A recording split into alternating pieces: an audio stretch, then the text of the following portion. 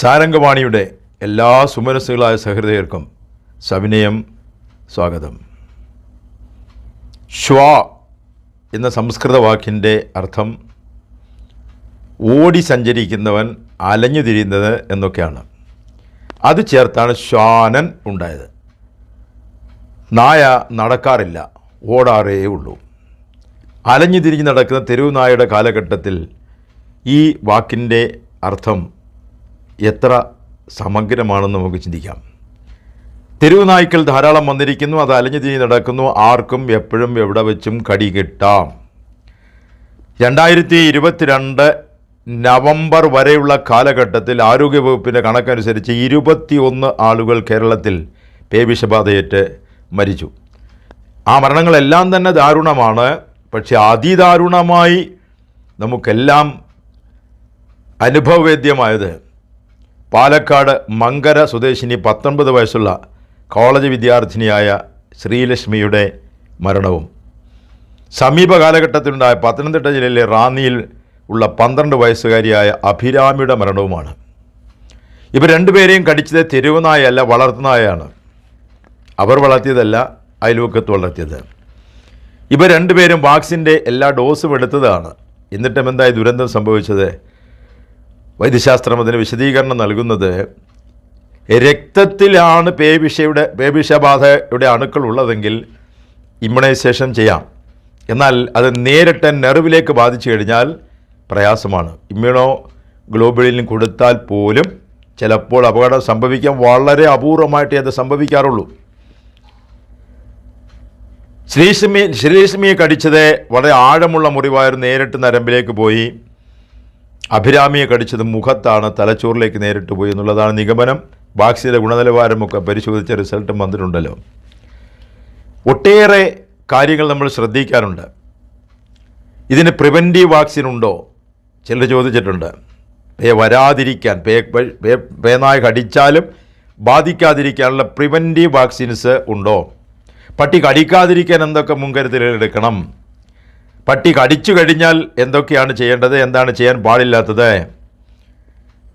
പലരും പലപ്പോഴും ചോദിച്ച സംശയങ്ങളാണ്. ഒരിക്കൽ ഒരാൾ ചോദിച്ചത്, പശു വന്ന് ഇളകി ചത്തുപോയി, പക്ഷേ എൻ്റെ പാല് കുടിച്ചിട്ടുണ്ട്, ഇത് കുഴപ്പമാകുമോ, വാക്സിൻ എടുക്കണോ?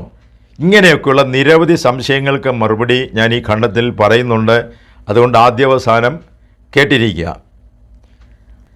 മനുഷ്യനും നായയുമായുള്ള ഈ സൗഹൃദം എന്നാരംഭിച്ചു?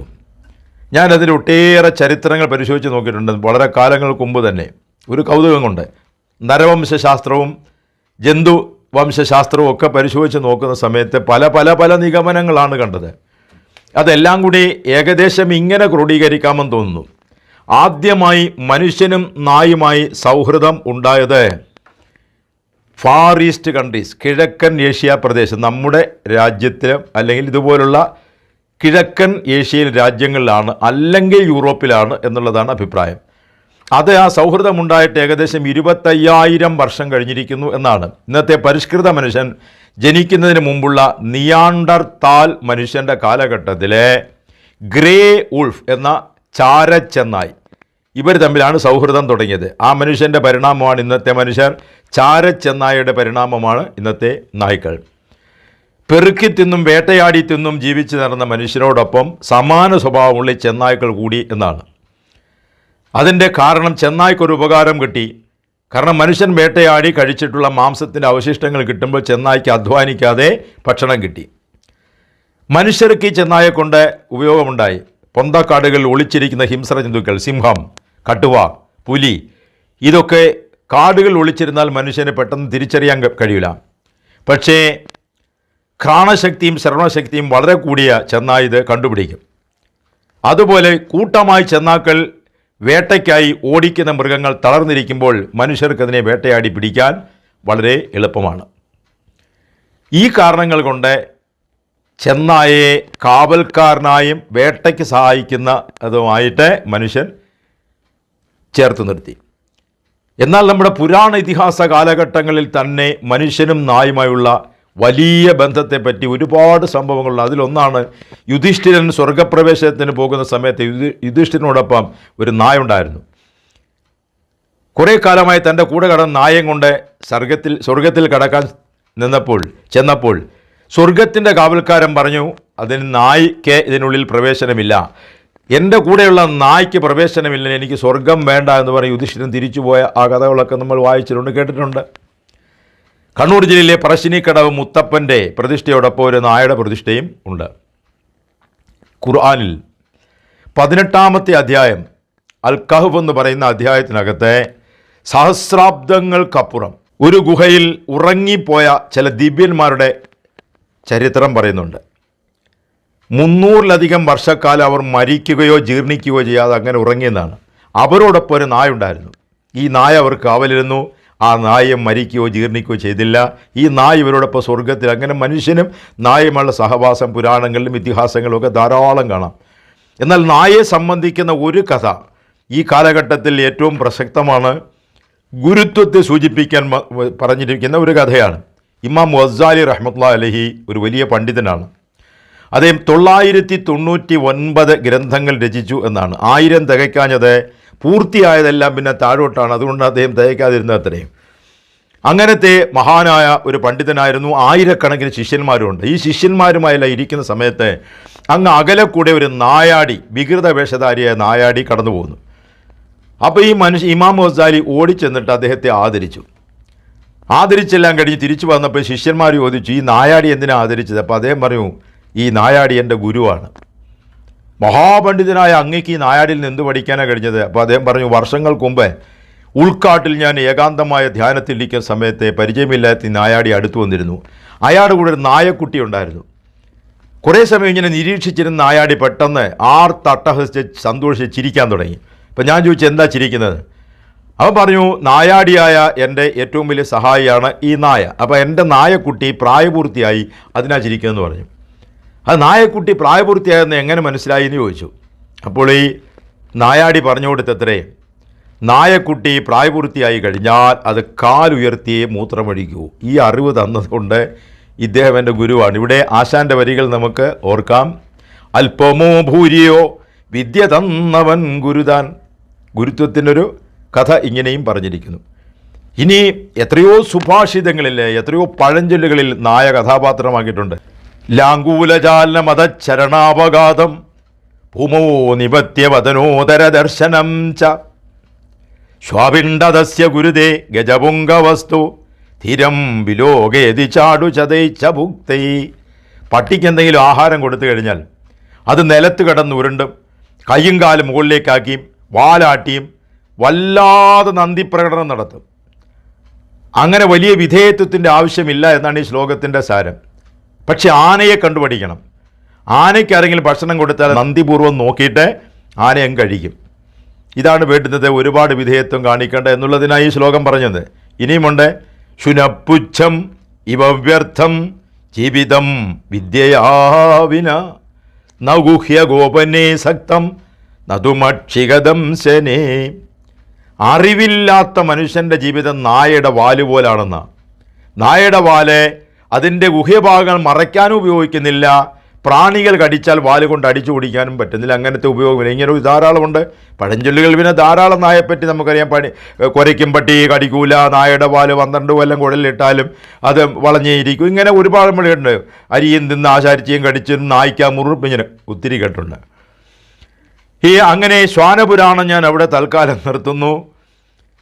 പേവിഷ ബാധിക്കുന്നത് 90% നായയിൽ നിന്നാണ്.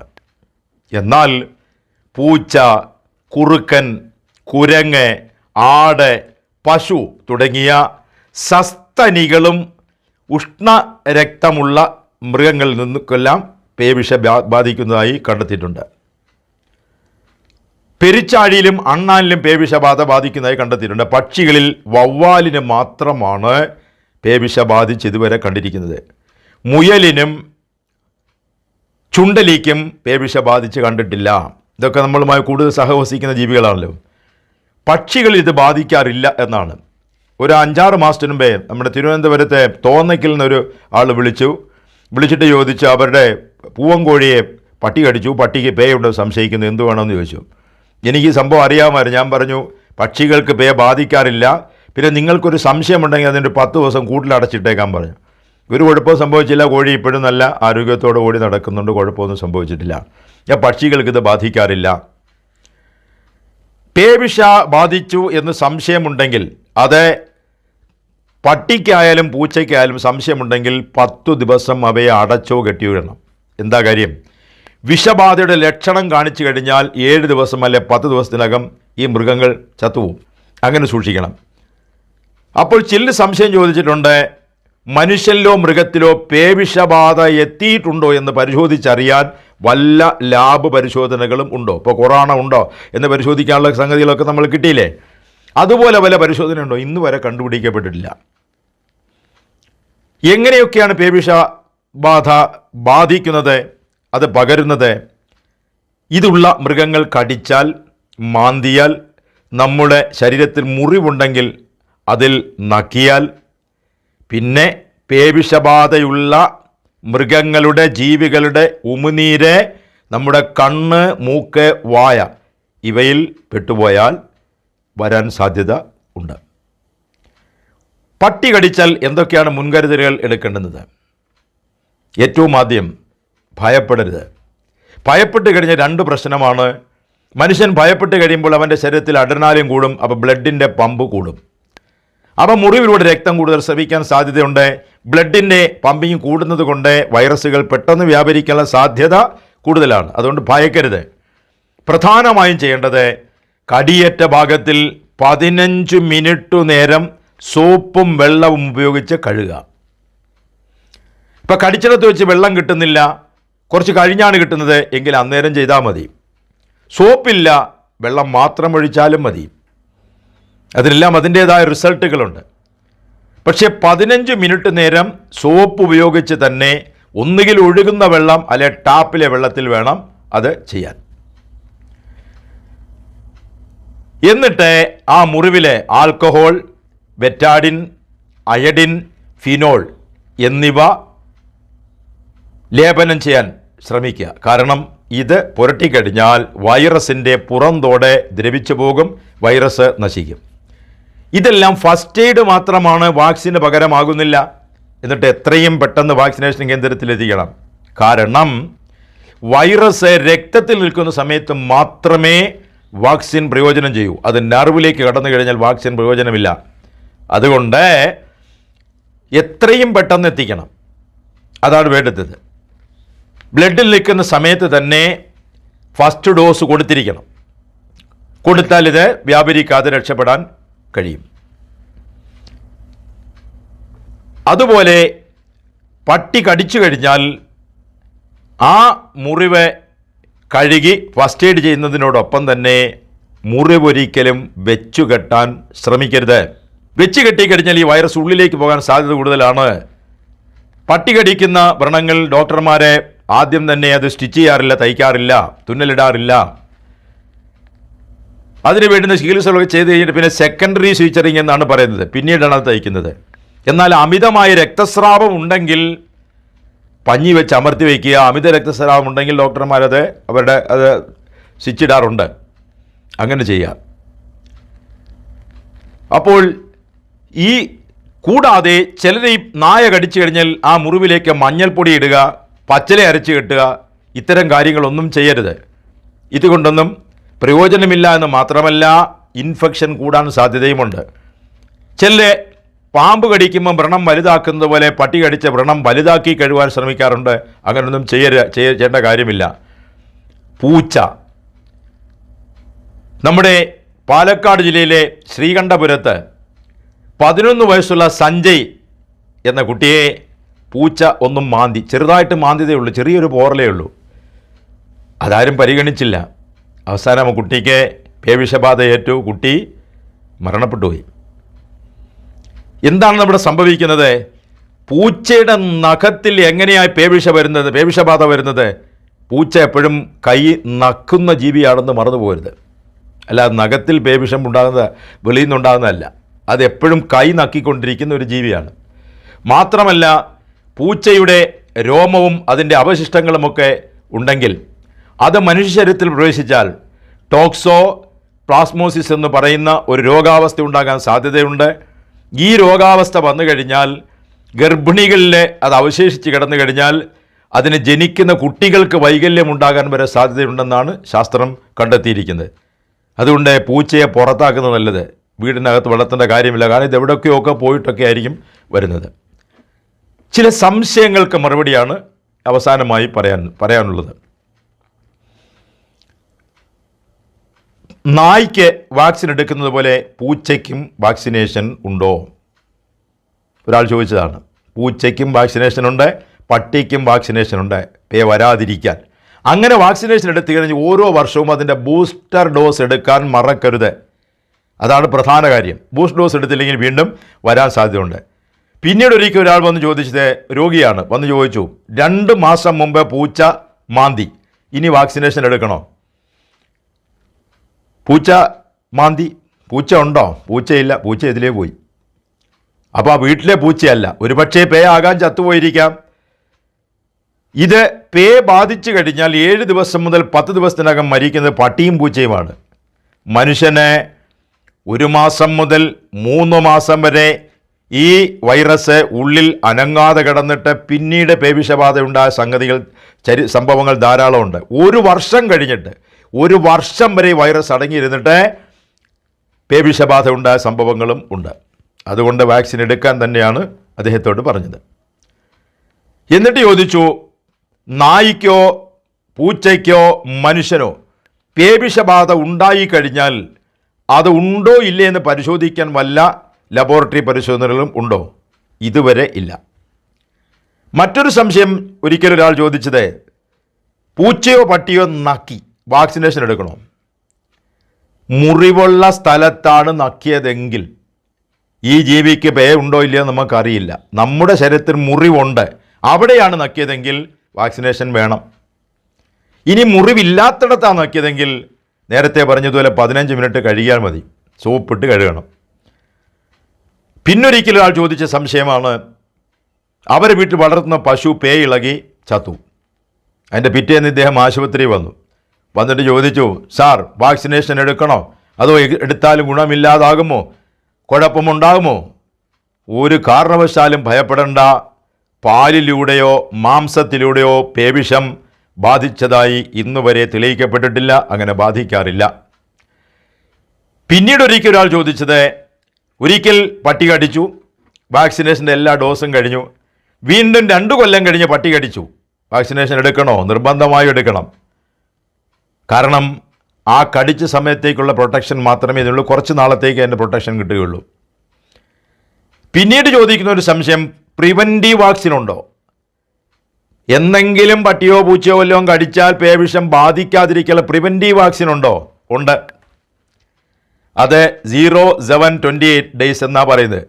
ആദ്യത്തെ ഡോസ് കഴിഞ്ഞ് 7 ദിവസം കഴിഞ്ഞ് എടുക്കണം, 7ാമത്തെ ദിവസം എടുക്കണം, പിന്നെ 28ാമത്തെ ദിവസം എടുക്കണം. അങ്ങനെ വന്നു കഴിഞ്ഞാൽ അയാളെ ഇത്തരം പേവിഷബാധയുള്ള പട്ടി കടിക്കുകയോ അല്ലെങ്കിൽ പൂച്ച മാന്തുകയോ ഇങ്ങനെ എന്തെങ്കിലും ചെയ്തു കഴിഞ്ഞാൽ അയാൾക്ക് പിന്നെ നന്നായി കഴുകണം. കഴുകിയതിന് ശേഷം 2 ഡോസ് മതി.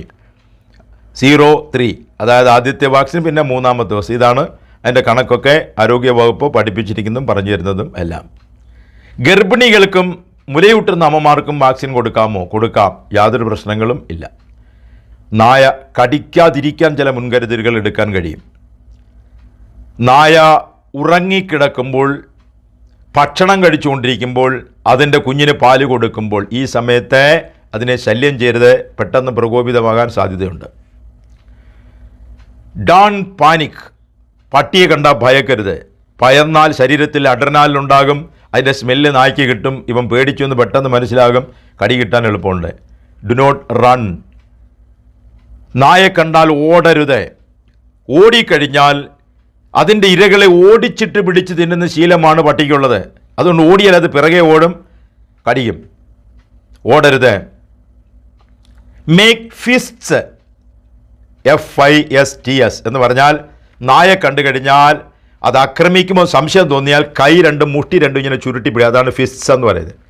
ഈ മുഷ്ടി ചുരുട്ടി പിടിക്കുക എന്തിനാ? പട്ടി ഇടിക്കാനല്ല, മറിച്ച് വിരലുകൾ തൂക്കിയിട്ടാൽ വിരലിൽ കടിക്കാൻ സാധ്യത കൂടുതലുണ്ട്. കൈയൊക്കെ മുഷ്ടിയൊക്കെ ചുരുട്ടി പിടിക്കുമ്പോൾ നായ നമ്മളെ കാണുമ്പോൾ എന്തോ തയ്യാറെടുക്കാമെന്ന് ധരിക്കാൻ സാധ്യതയുണ്ട്. പിന്നെ നായയുടെ അറ്റൻഷൻ തെറ്റിക്കുക. നമുക്ക് നേരെ കുരച്ചുകൊണ്ടോ ചാടിക്കൊണ്ടോ ഒരു നായ വന്നു കഴിഞ്ഞാൽ കയ്യിലിരിക്കുന്ന ബാഗോ പാത്രങ്ങളോ അല്ലെങ്കിൽ ഒന്നും കിട്ടിയില്ലെങ്കിൽ തറയുന്നൊരു കമ്പോ കല്ലോ എടുത്തിട്ട് ഇതിനെ നായ എറിയരുത്, ദൂരോട്ട് എറിയണം. എറിയുമ്പോൾ ഇതിൻ്റെ ശ്രദ്ധ ഡൈവേർട്ട് ചെയ്യും, അറ്റൻഷൻ ഡൈവേർട്ട് ചെയ്യും, അങ്ങോട്ട് പോകും.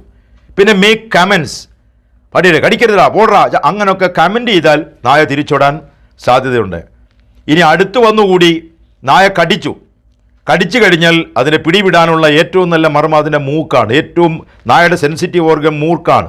ആ മൂക്കിനകത്ത് കല്ലോ കമ്പോ എടുത്തിട്ട് അടിക്കുക, അല്ലെങ്കിൽ കൈ കൊണ്ട് ഇടിച്ചാൽ മതി, നായ തിരിഞ്ഞോടിപ്പോവും. അതിൻ്റെ കഴുത്ത്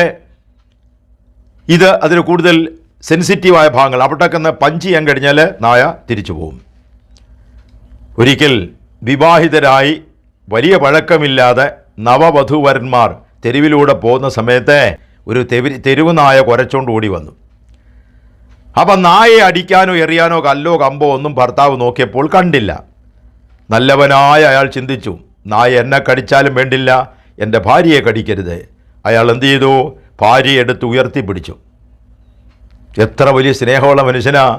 നായ കടിക്കാതിരിക്കാൻ ഭാര്യയെ ഉയർത്തിപ്പിടിച്ചു. എന്നിട്ട് നായയെ തറപ്പിച്ച് നോക്കി, എന്തൊക്കെയോ ശബ്ദവും ബഹളമൊക്കെ ഉണ്ടായപ്പോൾ നായ അങ്ങ് തിരിച്ചുപോയി കഴിഞ്ഞപ്പോൾ ഭാര്യയെ താഴെ നിർത്തി ഒരു അഭിനന്ദനം പ്രതീക്ഷിച്ചുകൊണ്ട് അങ്ങനെ അയാൾ കാത്തു നിന്നപ്പോൾ ഭാര്യ പറഞ്ഞത്രേ, നായയെ എറിയാൻ വേണ്ടി കല്ലും കമ്പും ഒക്കെ എടുക്കുന്ന മനുഷ്യരെ കേട്ടിട്ടുണ്ട്, കണ്ടിട്ടുണ്ട്. ഭാര്യയെ എടുത്ത് നായ എറിയാൻ തുടങ്ങുന്ന മനുഷ്യനെ ആദ്യം കാണുക. അപ്പോൾ പറഞ്ഞു അത്രേ, അയാൾ സ്തംഭിച്ചു പോയി. അത്തരം നായകളുടെ ആക്രമണമില്ലാതെ, അകാല മരണങ്ങൾ സൃഷ്ടിക്കാതെ ഏതു സമയവും കാവലുണ്ടാകട്ടെ എന്ന പ്രാർത്ഥനയോടെ മറ്റൊരു വിഷയമായി വീണ്ടും കാണാം. നമസ്കാരം.